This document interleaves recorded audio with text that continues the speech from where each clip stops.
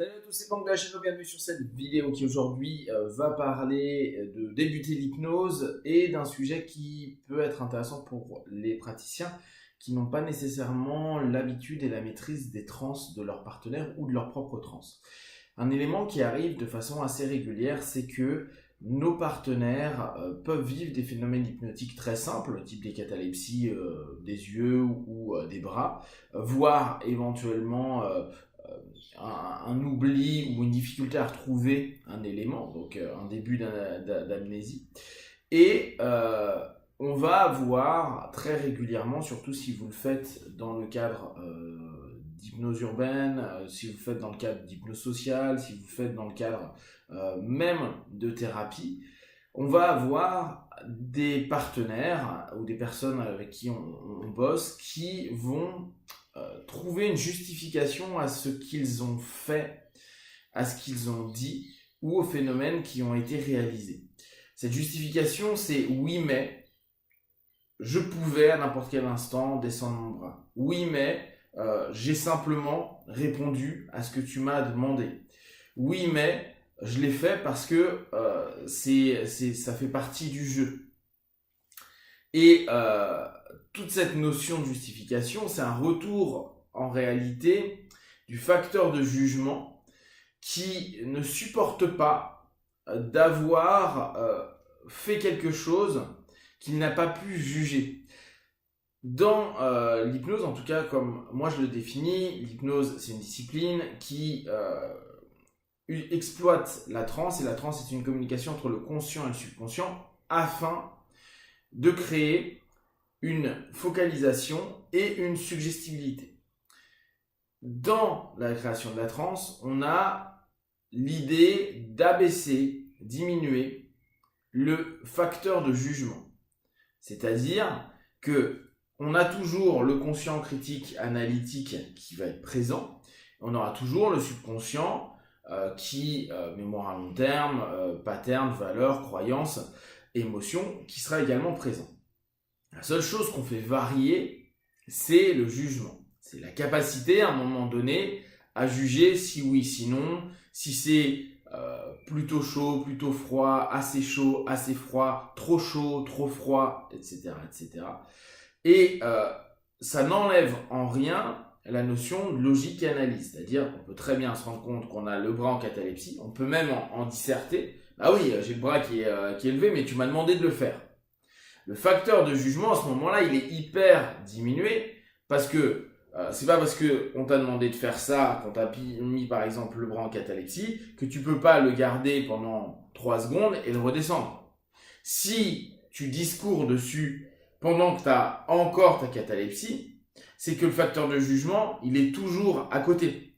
Par contre, le conscient est toujours en train de réaliser les choses. Bah ouais, j'ai le bras levé parce que tu me l'as demandé, parce que ça fait partie de l'expérience, etc. etc. C'est le jugement la plupart du temps qui pose problème. Et c'est surtout le retour du jugement, du facteur de jugement. Alors il est variable, hein, il est pas toujours absent dans une transe, il n'est pas toujours présent dans notre quotidien. C'est un facteur qui varie en fonction de différents éléments. Ce qui est très intéressant, c'est que on ne supporte pas avoir quelque chose qui est vécu ou qui est dit, qui n'a pas pu être jugé, qui n'a pas pu être filtré par ce jugement-là. Dès lors, on va trouver des justifications. Là, je vous montre avec un phénomène hypnotique, mais vous l'avez également quand le subconscient est en train de donner une information intéressante, par exemple un lapsus. Et la personne va dire non mais c'est pas ça que je voulais dire, mais c'est parce qu'on en a parlé tout à l'heure, alors blablabla. Bla, bla, bla, bla. Ou un mot, une expression ou quelque chose qui a été dit pendant la transe, et que quand on ramène notre partenaire dessus, ouais mais tout à l'heure tu m'as bien dit ça, le gars fait un pas de recul et dit non mais j'ai dit ça, mais parce qu'on s'est pas bien compris, etc. etc., etc. On doit prendre en compte le fait que nos partenaires peuvent ne pas du tout accepter que certains éléments n'ont pas été contrôlés, n'ont pas été maîtrisés. en réalité, n'ont pas permis à un moment donné de juger correctement ce qu'il y a à faire ou à ne pas faire. Et c'est là où nous, en tant qu'hypno, on doit bien comprendre le processus qui est mis en place pour ne pas passer du temps à argumenter sur des éléments qui, au bout du compte, n'apportera rien à la session qu'on est en train de mettre en place et qui, dans le cadre plutôt d'hypnose sociale, puisqu'on l'aura moins en cabinet, va partir dans un débat où de toute façon le partenaire ne comprend pas ce qu'est une transe. Au moment où on va lui expliquer même intellectuellement, il ne comprendra pas la différence entre être conscient et diminuer ou ne pas avoir de jugement. C'est assez compliqué.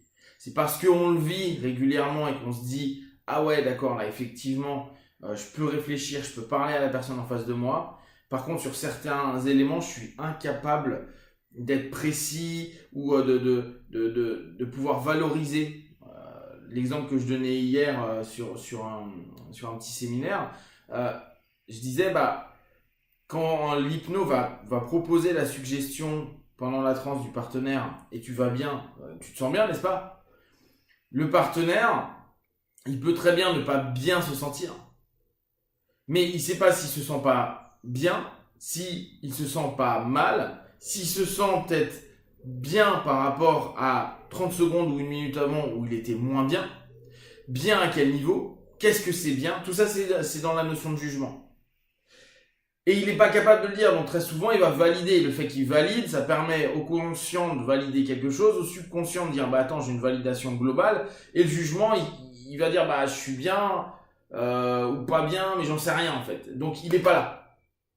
Et c'est validé dans le dialogue, conscient-subconscient. Ça nous permet de travailler nous sur nos suggestions, etc., etc. Pendant une transe, il faut bien se rendre compte que notre idée est d'avoir un équilibre de transe, que la transe soit ouverte et qu'elle soit équilibrée, pas trop subconsciente, pas trop consciente. En tout cas, pas exclusivement, parce que le pas trop ne veut rien dire. Pas exclusivement consciente, pas exclusivement subconsciente, qu'elle soit vraiment dans un dialogue. Et que le facteur critique puisse être géré. C'est-à-dire qu'il y a des moments, pour X ou Y raison, le facteur de jugement peut réapparaître et brouiller. Je ne veux pas dire nécessairement couper la communication entre le conscient et le subconscient, mais brouiller cette communication-là et empêcher un travail plus profond, plus intéressant. C'est d'ailleurs une réponse que je donne fréquemment. C'est quoi l'intérêt d'aller au niveau somnambulique?